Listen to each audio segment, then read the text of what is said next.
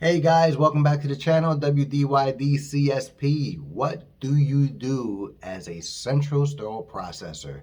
Today's topic, so you decide you want to be a sterile processing technician. Well, thank you. Welcome aboard. Continue your journey. Move forward. But before we get there, let's talk. First of all, a couple questions. How did you find out about sterile processing? Obviously, maybe YouTube, Google, but how did you specifically find out about sterile processing? I can remember when I got into this field, I didn't have a clue what it was to be a sterile processor. I never even heard of the job before. So how did you guys find out? Google? Did you look on a job site and it popped up? Or do you work at a hospital and you were speaking amongst co-workers and you decided, son, I'm tired of doing this. I want to do something different in the hospital, and somebody pitched you the idea, hey, you can work in central processing. You're like, hey, central processing, what's that? I'm pretty sure that's the question you had. But they gave you the idea. A lot of people I know that get into this field already have worked in the hospital. They're either in environmental services or they're working in dietary, and they decide to make the move to a different position. So, did you hear of it that way? And if you did hear it that way, here's a little tip or suggestion that I have for you guys. Talk to the individual who pitched you the idea and see if they can get you an official job description. This would better give you an understanding of what sterile processors do. I know a lot of job sites give you descriptions, job duties, or requirements, but that's brief and kind of shortened up. But if you get an official job description, it'll tell you exactly what it is that it entails, and more content. If you looked at it, if you looked it up through a job site or you looked it up through YouTube, I'm pretty sure you can go on YouTube and type in day in the life of a sterile processing technician or central sterile processing or instrument processing, whatever the name may be. And I'm pretty sure tons of video will come up showing you a brief description. And in the future on this channel, I will be showing you from the comfort of my home and some videos that I took while I was at work. Doing hands-on, showing you guys what is it that we do.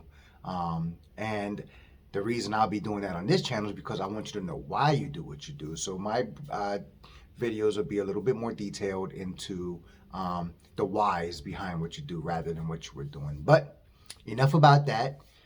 Back to the subject at hand.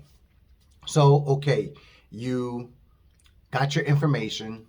You found what sterile processing is through whatever method it was. Do you know what a sterile processing tech does?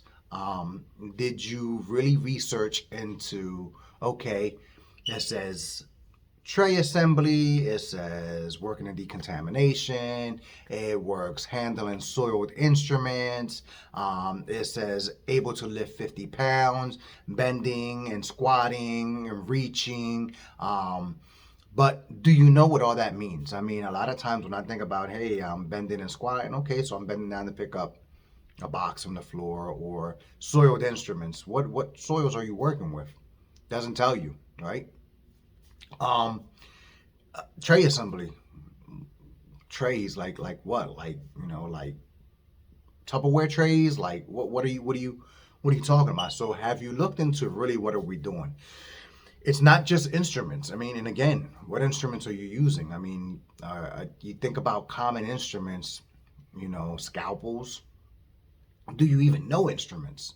A lot of people call them tools, utensils, instruments. So there's thousands of them, and you'll probably never remember all of them, or know all of them, or even see all of them. But you'll get to know specific ones like the back of your hand. But do you even know what it entails? What is it? Are we putting it together? What are you doing? So you have to be specific when you get into a field of choice because you want to know what you're doing. Now, you're not going to be an expert walking in the door. No, I don't expect that. I wasn't. I didn't have a clue. Like I said, I walked in and it was like, oh, okay. But I knew I liked working with my hands. So Definitely a lot of working with your hands. Definitely a lot of standing on your feet. Definitely a lot of twisting and turning and bending. Definitely a lot of picking up heavy trays and moving trays around. Working with soils, it's a hospital. You don't have to use your imagination. Blood, urine, feces, saliva, okay? But you're also working at a hospital, so think about those soils, okay? All of them carry infectious disease, okay? In the hospital, we use what's called universal precaution or standard precaution. It used to be universal precaution, now it's standard precaution. You treat every patient as if they were infected, okay? So think about infections. We're dealing with a nasty virus today in 2020, COVID-19. Um, it's a pandemic right now in this world. You know, the WHO organization labeled it as a pandemic. Scary virus right now. Healthcare workers, we have to deal with that. HIV, we have to deal with that. Herpes, we have to deal with that. Hepatitis, we have to deal with that. Influenza, we deal with that. Okay, so and all of them live in bodily fluids. So you have to be careful. So do you know how we protect ourselves? So that's something you have to look into when you decide that you want to go into sterile processing. Individuals get into this field and they learn a little bit about it and go, oh, we don't have to deal with patients. We don't have to deal directly with them. I don't ever see a patient. I'm in a little area and I'm working pretty much independently. Oh, that's for me. Well, we never see the patient, but we deal with all the patient's issues. Okay, all their diseases, all the surgeries that were done with them. We deal with that. So that's us. That's all that comes back to us. So central sterile processors will tell you that they're the beginning and the end of every process of surgery, and that is absolutely correct. Okay, we started, we end it. Okay, if we mess up the process in any way, we jeopardize the patient. Okay, at the end, when the patient is done, okay, when their lives have been saved and the improvement to their life has been made by the awesome team of the OR suite, those instruments come back to us and then we have to deal with the problem there. That is what decontamination is. We'll go over terminology later on in another subject, but next. So you looked at the job description, you find out what sterile processing is, you entail, and you're still saying, okay, you know, this is something I think I can do. Now, are you looking at the good, the bad, the ugly? Okay, the good, the bad, the ugly of what sterile processing is. People call me a pessimist because I always look at the negative first, but you always want to look at the negative to see if you can deal with the negative and then reap the good from it. Okay, I'll give you a little story here. When I decided to want to change careers or move up in my career, I was looking on a specific job site and I believe my dreams job popped up. Everything about this job spoke to my very essence. I was so excited about this job. I came home and I showed it to my wife and I was like, honey, look at this job that popped up. And we both read it and she read it. I said, read this job. And she read it. She read the description. She said, that's you. That's you. All the way through, that is you. They couldn't have described your job any better. And I was ready to like give them a call. And this job had 4,000 reviews. And I was like, oh, wow, 4,000 reviews. Oh, let me read some of the reviews. I rarely ever read reviews on anything because, you know, you're hearing it from another party. And who's better to judge something but yourself? One man's trash is another man's treasure, right? But today I decided, let me read the reviews. And every other review was something negative about management. My heart was broken because if that isn't my biggest pet peeve, I don't know what it is. I let my wife read it and I said, hun, read these reviews. She read them. She was like, wow. Oh, wow. Wow. I mean, every other one, no lie, every other one. She said, nah, you can't do this. Nope. No way. I know how you are. No way. you care too much, you want to make a difference too much, this ain't gonna be it.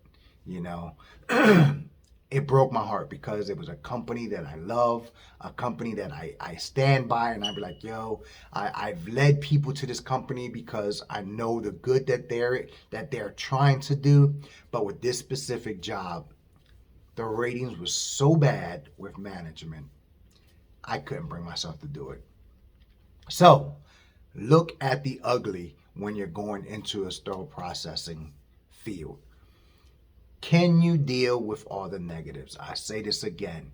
Can you deal with the blood? Can you deal with the smells, the urine, the feces?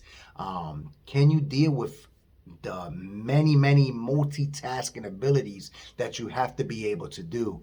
I mean, it's not like you just sit there and nobody bothers you. You can be asked to do multiple things at several times. Are you able to handle that? You know, you have to deal with the nurses. Sometimes they're not so friendly, because again, when we mess up, they say stuff rolls downhill, and that's exactly what happens. When we mess up, they don't know until they pop open that tray or that item that we processed. And a lot of times they don't do it until there's a patient on the bed. And now they're trying to look or scramble for an alternative. If you work in a big hospital, they have choices. If you work at a small clinic, they may not have that choice. They might have a one-of-a-kind instrumentation. And now they're looking for answers. And when they're looking for answers, they're not looking for the kind excuse. They're not looking for that, oh, I'm sorry, you know, just grab another one off the shelf. They want answers 10 minutes ago before the patient even entered the room. So can you deal with that? Can you deal with standing for long hours? Can you deal with walking a lot, being on your feet? You're going to be changing sneakers a lot. I'm going to tell you that much in this field because you're going to wear them out. So can you deal with that? Can you deal with the cold temperatures?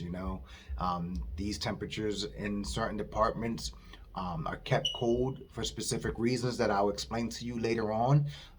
But can you deal with that? Can you deal with the fluctuations of temperatures? Are you a individual that's generally healthy? This field will wear you out. I don't care in what kind of physical form, fitness you're in. Eventually, this is going to wear out on you. You're lifting heavy trays, you're bending, you're lifting, you're twisting. I've seen a lot of people get injured in this field because they're using wrong ergonomics. And again, you can say, oh, that's their fault. They're using wrong ergonomics. It can be you too, the safety risk. Are you willing to put yourself at risk like that? Are you that individual that says, something, I always take my time, I always watch myself, I always, protect myself. I'm very, very, sometimes you're rushing. What happens when you get a needle stick or you get stuck with an instrument? Are you that person that's gonna panic and be like, oh my God, I got something sick, I don't. If you can't deal with that, the ugly part of it, the good part is the ugly's gonna outweigh the good. I'm gonna keep that real. The good is that there's so much variation in this field. Now let's talk monetary. If you got into this field for the money, I suggest you stop right now. Just turn this video off because you can't get into the medical field for the money. Not as a doctor, not as a nurse, not as a surgeon, not as nothing in the health field you can do for the money. And I'm going to tell you why. Because if you generally don't care to improve people's lives, if your goal isn't to make an improvement or better somebody's life aside from your own, then you're in the wrong field. You are a server of people. Just like, and I'm going to compare this field to the food industry a lot of times. Food workers are servers, okay? They service the public. We service the public, okay? Same difference. There's nothing different between it. They want customer satisfaction. We want patient satisfaction. It's the same difference. We just work in a different spectrum of precaution, a different spectrum of quality, a different spectrum of outcome. But in the end, it's about patient customer satisfaction. Okay, we have to do whatever it is that we do. We have to explore and we have to expel our expertise in everything that we do so that the outcome has patient safety first. When a person makes your food in any restaurant, whether it's a cook, whether it's the grill boy, whatever it is, they are making your food so that you are satisfied with that food. Okay? The customer is always right. That little saying was made up because you want your customers to come back. You know, in the health service, you want people to come back to your hospital. That's how they make money. But you want to explore the good, the bad, the ugly in this field. Okay, a final thought is, okay, you decided that you want to be a sterile processing technician. How are you going to go about that? Are you just going to apply um, to every position you see? Or are you going to become educated in it? So are you pursuing classes? Are you going to a technical school? Some colleges offer the course. Personal education, so private education is another choice. Big range, and that range has times on it. You know, some courses are longer than others, some are shorter, some are cheaper, some are more expensive. I'm not gonna say the idiom here, the saying of "you get what you pay for" is not always true in this field. Okay, I will say that much. We will talk about that in another video as well. But what avenue are you going to choose or pursue to become a sterile processing tech? I hope these questions got your mind rolling when you decide to want to get into this field. Now that you're thinking about it, I hope the wheels are turning, okay? And that you're seriously looking at yourself in the mirror and seriously in your head thinking about, is this the correct choice? Is this the career that I want to pursue, okay? I'm not discouraging you guys. I welcome you guys. You know, this field always needs technicians. It's a high demanding field, whether you believe it or not. There are individuals now more than ever wanting to get into this field because it's kind of breaking a little barrier. We're still undercover. Not a lot of people still know about who we are, but it's becoming better and better. It's becoming more known, and hopefully at one point and some point in time, it'll become so greatly known that the word nurses and sterile processing techs are said in the same sentence with the same emphasis of importance. But thank you guys. Subscribe to my channel. Hit that notification bell. Comment down below. And as always, guys, stay true to yourselves. Keep it 100. You want to become a sterile processing tech? Great for you guys. Do your homework, and you'll choose, and you'll truly know that you picked a field that gives you a sense of accomplishment. Peace, guys.